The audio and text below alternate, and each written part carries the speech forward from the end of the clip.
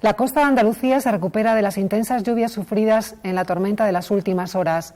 También fuertes lluvias en Canarias y Baleares. Buenos días, les presentamos toda la información desde la Facultad de Ciencias de la Información. Hola, Alejandro. Buenos días, comenzamos.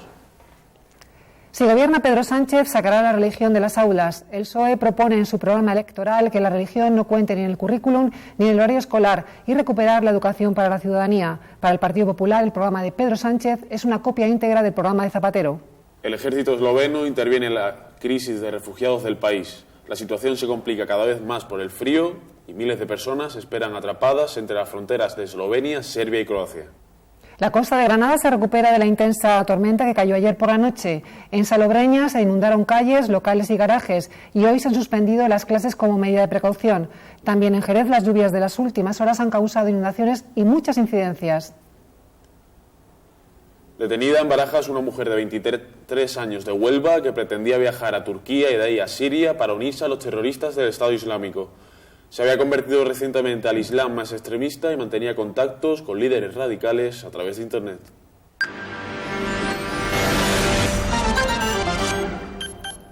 Hoy el PSOE ha conseguido que se hable de sus propuestas, aunque el programa electoral sea de momento solo un proyecto sin cerrar. Su líder socialista promete no dejar rebajar la categoría docente de la asignatura de religión, sino que el Estado español deje de ser aconfesional para convertirse en laico, como ocurre en Francia. La polémica está en marcha. El PSOE quiere suprimir de la Constitución la referencia a la Iglesia Católica y denunciar los acuerdos de España con la Santa Sede. Este es el compromiso de Pedro Sánchez. La prioridad política de mi generación, entre otras, será reformar el Estado y convertir el Estado en un Estado laico.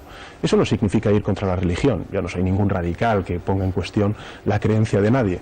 Esto afecta a la educación, porque si gobierna promete que la asignatura de religión no tendrá nota, que no será evaluable y prohibirá que se imparta dentro del horario escolar. Lo cuenta en Espejo Público quien ha redactado el programa, la número 2 de Pedro Sánchez. El programa electoral se dice con claridad, se habla de escuela pública laica.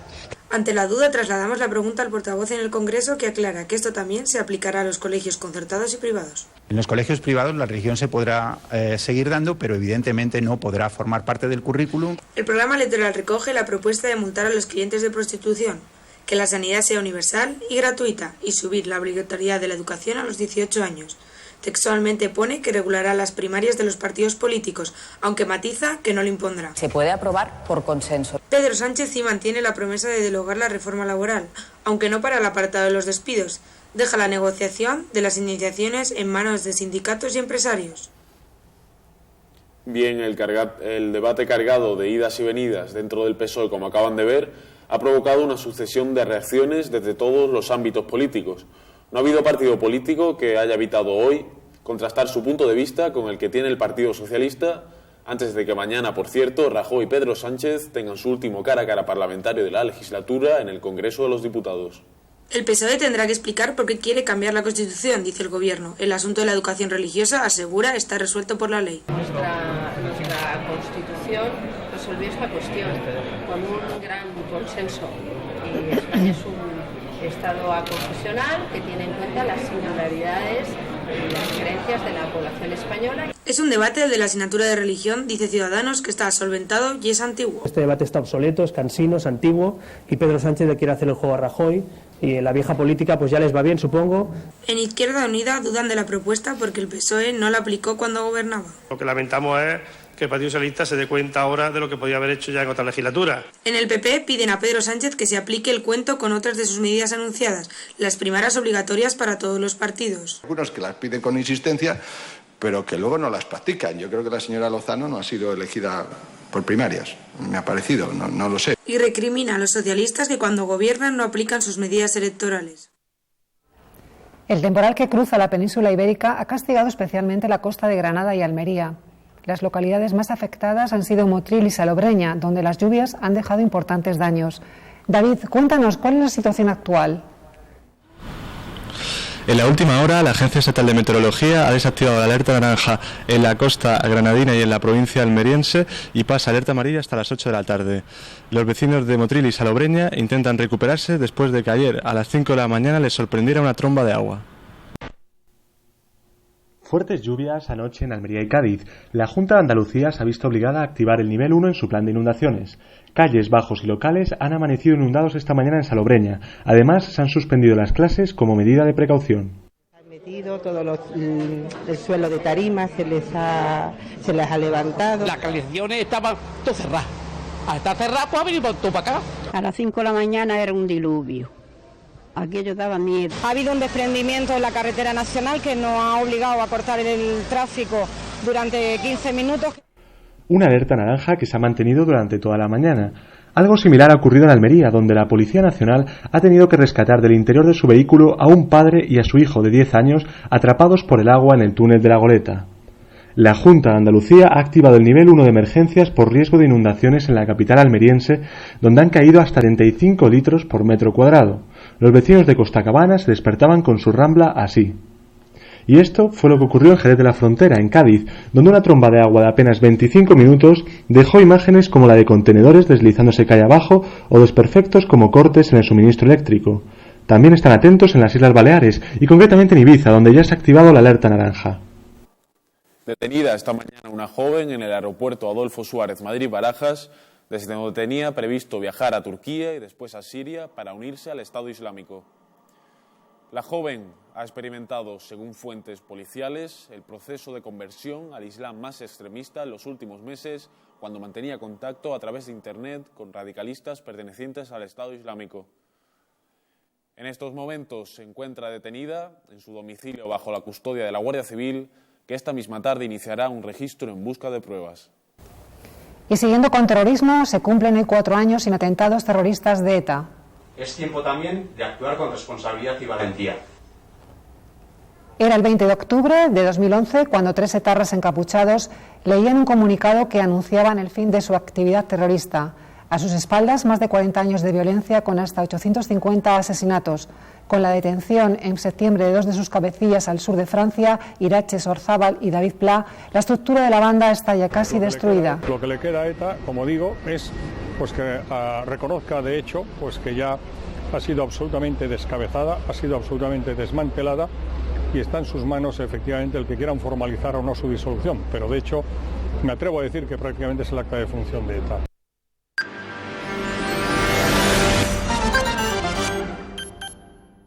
El ejército esloveno interviene por primera vez en la crisis de refugiados en las fronteras del país. Varias unidades desplegadas vigilan junto a la policía el tráfico de personas que no se detiene. La situación se complica cada vez más por el frío y miles de personas se esperan atrapadas entre las fronteras de Eslovenia, Serbia y Croacia. Eslovenia se declara desbordada ante la llegada de miles de refugiados, plantea desplegar al ejército y pide ayuda a la Unión Europea. En la frontera entre Serbia y Croacia se acumulan miles de personas. Desde que Hungría cerró sus fronteras con Serbia y Croacia, miles de refugiados tratan de alcanzar el norte superando el pequeño territorio esloveno.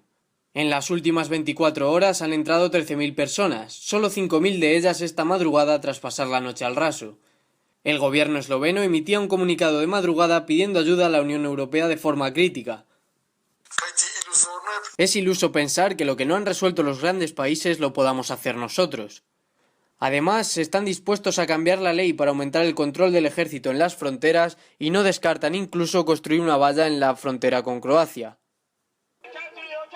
Mientras, en Serbia la situación se vuelve precaria. Según datos del gobierno, hay 12.000 personas esperando para pasar la frontera con Croacia, afincados entre el barro. Aún así, muchos de ellos han logrado pasar el puesto de control ayudados por la propia policía. Y en Oriente Próximo continúan los episodios de violencia entre israelíes y palestinos. El secretario general de la ONU, Ban Ki-moon, ha pedido a israelíes y palestinos que rebajen la creciente escalada de violencia y tensión para evitar una crisis mayor en Oriente Próximo. Lo ha hecho horas antes de su viaje a Ramallah, donde se entrevistará con el primer ministro israelí, Benjamin Netanyahu, y el presidente de Palestina, Mahmoud Abbas. La reunión coincide con una nueva jornada de disturbios que se suceden a lo largo de toda Cisjordania. Si no actuamos rápido, la dinámica sobre el terreno solo empeorará, con una repercusión grave de dentro y fuera de Israel y Palestina. No es demasiado tarde para evitar una crisis más grande. Mientras, en Ramallah se han producido varias revueltas en protesta por la detención de uno de los líderes de Hamás en el país, Haman Youssef. Además, un palestino de 24 años ha muerto tiroteado en la ciudad de Hebrón y en la misma zona también se han producido una serie de atropellos. Un civil israelí ha perdido la vida cerca de un campo de refugiados. Y en Canadá, el Partido Liberal gana las elecciones con mayoría absoluta. Los canadienses dan la mayoría absoluta a Justin Trudeau, líder del Partido Liberal. Este político, de 43 años, ha resucitado al Partido Liberal, que ha pasado de 34 diputados a 184 en las elecciones del pasado lunes. 10 años de gobierno conservador y hará disposición de su cargo en los próximos días. Y en el continente asiático, cientos de surcoreanos han llegado a la Corea del Norte para reunirse con sus familiares, de los que se separaron hace más de 50 años. Una nueva ronda de reencuentros tiene lugar entre familias de las dos Coreas. En muchos casos, los surcoreanos que acuden al monte Kungam superan los 80 años, y aunque saben que pueden comprometer a sus familiares norcoreanos, son conscientes de que esta es su última oportunidad.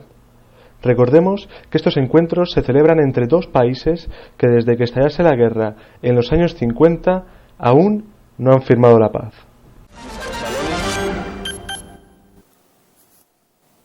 Desde México nos llegan noticias de que el ejército del país pisa los talones al Chapo Guzmán.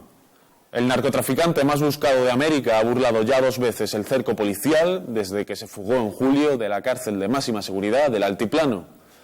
La primera vez fue a finales de julio en Sinaola y hace 2 años en Sierra Madre, donde fue herido en las piernas y el rostro, consiguiendo escapar perdiéndose en las montañas del noroeste, su tierra natal.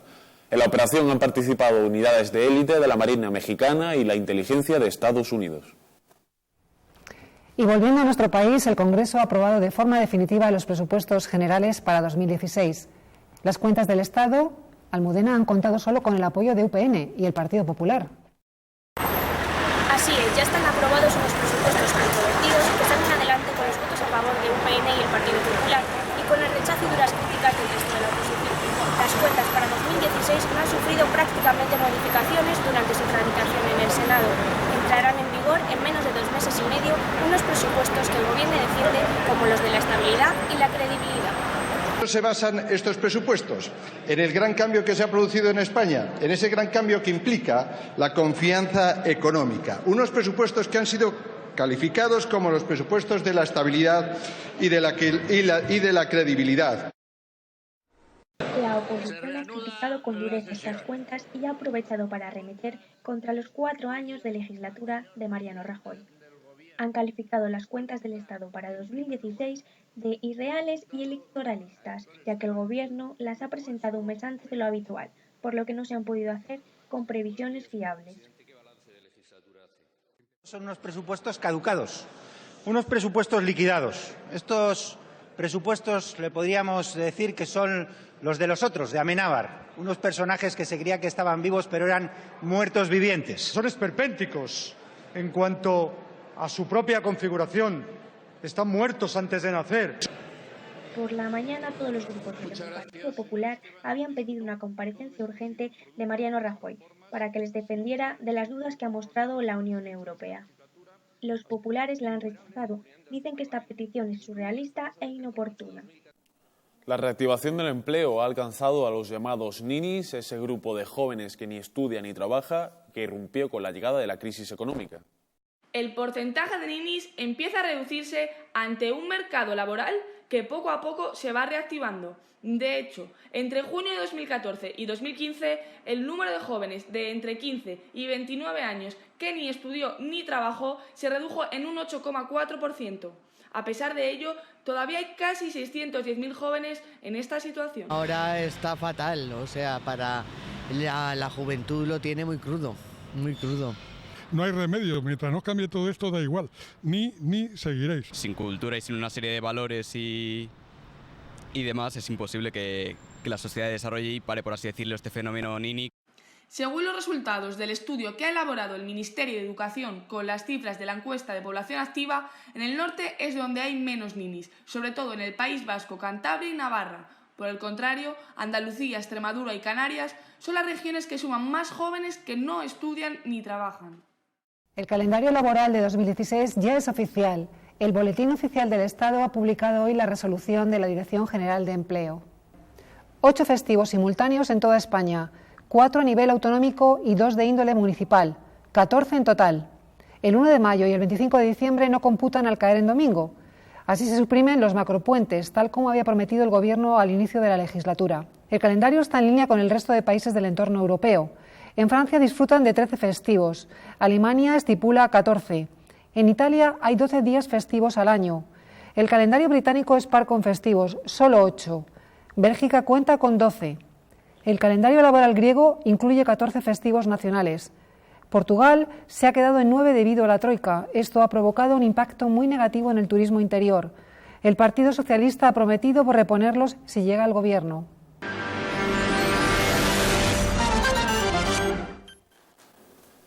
Centro Cibeles, la sala de exposiciones del Ayuntamiento de Madrid, acoge Kandinsky, una retrospectiva, la más ambiciosa exposición realizada en España del padre de la abstracción. Las obras expuestas provienen del Fondo Kandinsky del Museo Nacional de Arte Moderno Centro Pompidou. Se cumplen 150 años del nacimiento del pintor ruso, pionero del arte abstracto y uno de los pintores vanguardistas más destacados de todos los tiempos. La exposición recorre 4 décadas, desde 1896, cuando se traslada a Múnich para formarse como pintor, hasta 1944, donde fallece en París de un ataque cerebral. Primero estudió música, economía y derecho, hasta que descubrió a Monet, y decide establecerse en Alemania, donde se gestó una de las mentes más lúcidas de la historia del arte. Aquí desarrolló la etapa más fructífera de su carrera, de la mano de la mítica escuela Bauhaus. Kandinsky es un pintor internacionalmente reconocido y el tipo de pintura pues entra dentro de mis gustos y preferencias y espero que me satisfaga porque es una retrospectiva importante de toda su obra. A ver, acabamos de salir de ver la exposición de Kandinsky y yo me he quedado con ganas de ver más, me ha parecido un poco corta. Algunos cuadros que yo recordaba, aunque el nombre no me lo sepa, no los he encontrado. Y a lo mejor, pues no sé, a lo mejor tampoco es que sea yo ducha en la materia, pero me ha gustado, en general me ha gustado, porque Kandinsky me gusta. Sí, a mí de Kandinsky lo que más me gusta es el trazo, el colorido y el empleo que hace de las formas geométricas y luego, yo qué sé, introduce unos elementos un tanto, digamos, esotéricos, un poco rarillos, pero que quedan muy bonitos, pero sobre todo el colorido y el trazo me parece lo más genial de Kandinsky. Y de formas trata su obra, de formas y colores, de frías geometrías e inquietantes elementos zoomórficos. El genio estaba influido por las artes tradicionales y populares de su Rusia natal, pero bebió de la cultura alemana y francesa, donde trabajó y vivió. Fue testigo de la Primera Guerra Mundial, huyó del comunismo y posteriormente tuvo que huir del nazismo. Pienso que está muy bien montada, muy bien organizada, las etapas, da una idea muy didáctica de los momentos, de la vida, de las etapas, de lo que sufre, de lo que pretende con su pintura y es un acercamiento a la pintura abstracta para la gente que no está muy preparada. La retrospectiva consta de más de 100 piezas y de una película que nos descubre el proceso creativo del artista. La muestra Kandinsky, una retrospectiva, se podrá visitar hasta el 28 de marzo. Y hasta aquí la actualidad del día. Muchas gracias por su atención. Muchas gracias, que pasen una buena tarde.